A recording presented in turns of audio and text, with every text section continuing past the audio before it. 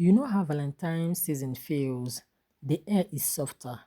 Everyone is posting surprises, proposals, romantic dinners, and I thought to myself, this year I want to feel special too.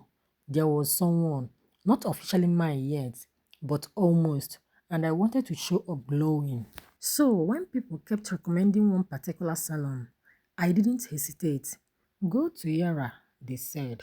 She's fast, she's neat, she finishes in 1 hour. Perfect, exactly what I needed. I didn't know I was walking into something else entirely. Valentine's Day was just 2 days away. I just wanted to look beautiful. New braids, soft edges, maybe a little red ribbon woven into the style. But instead, I almost became part of something that was never meant to be seen. Because the salon I chose had one rule: no mirrors, not even your phone screen. And the woman who owned it, they called her Madame Yara. Some people said she was gifted, others said she was assisted. But let me tell you what happened in the village of Obima when I went to make my Valentine's hair, and why I will never ignore strange rules again. You know how Valentine's season feels.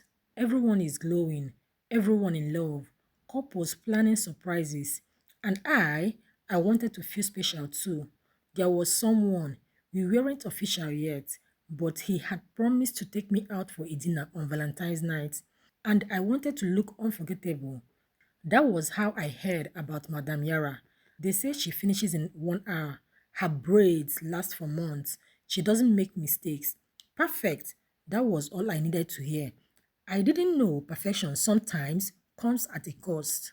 Obima is a quiet village, but Yara's salon stood at the far end of the road near an old Iroko tree. The building itself looked normal. Fresh paint, neat chairs, soft music playing, but something felt muffled, like the walls were holding their breath.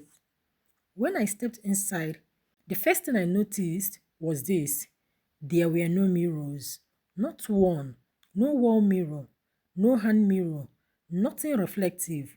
Madame Yara herself stood behind one of the chairs, tall, slim, skin smooth like polished stone, her eyes too calm.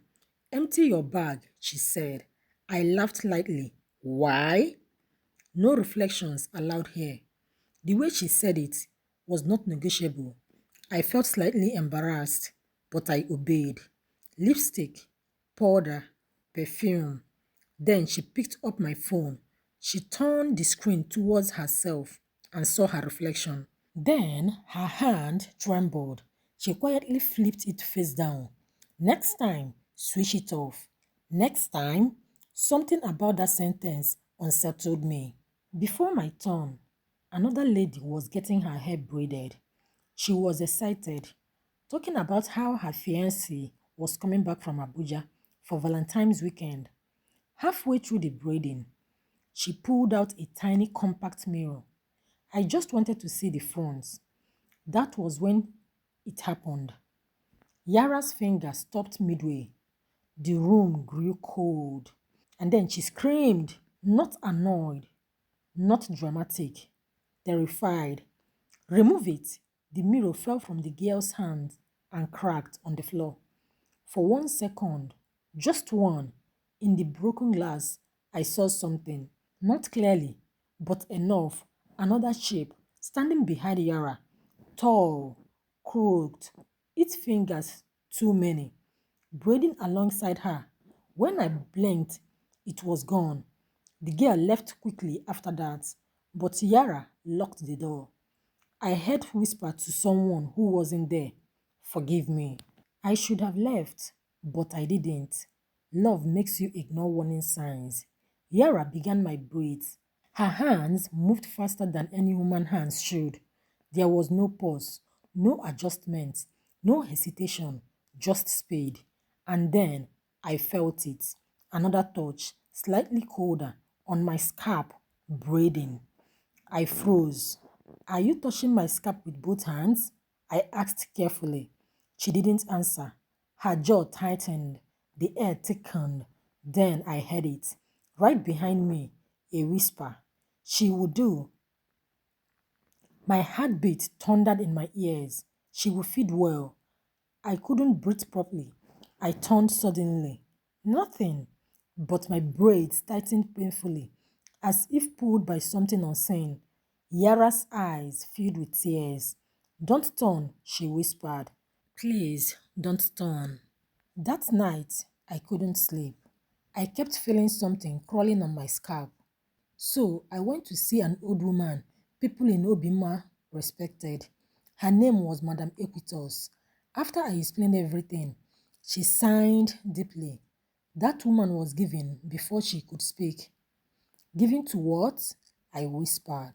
To a wandering spirit that fades through touch.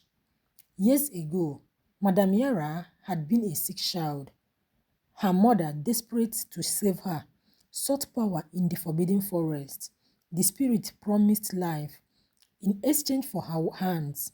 From that day on, the spirit braided through her. It fed through the hands of women, through their crown, through their beauty. And if ever its reflection was revealed while it walked, the bond would break.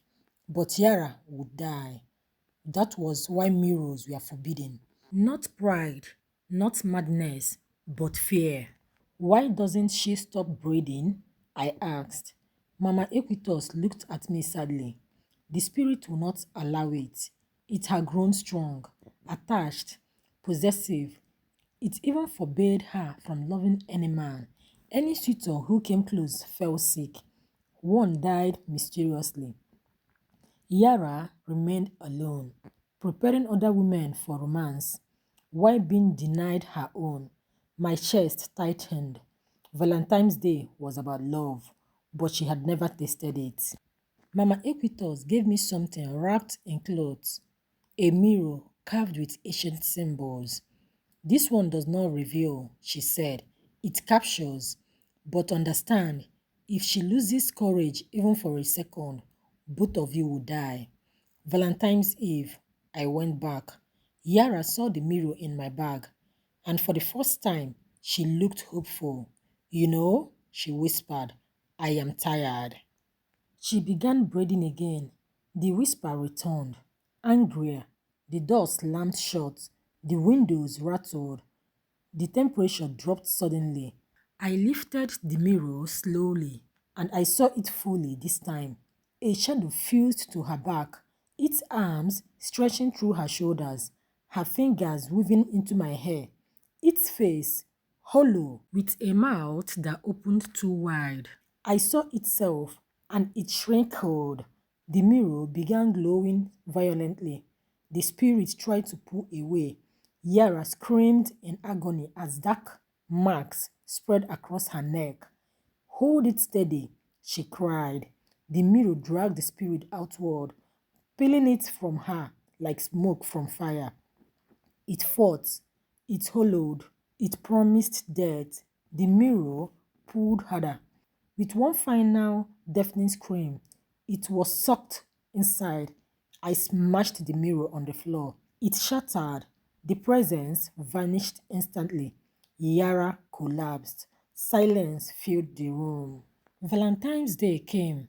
My braids were unfinished, but I didn't care because something more important had been restored: freedom.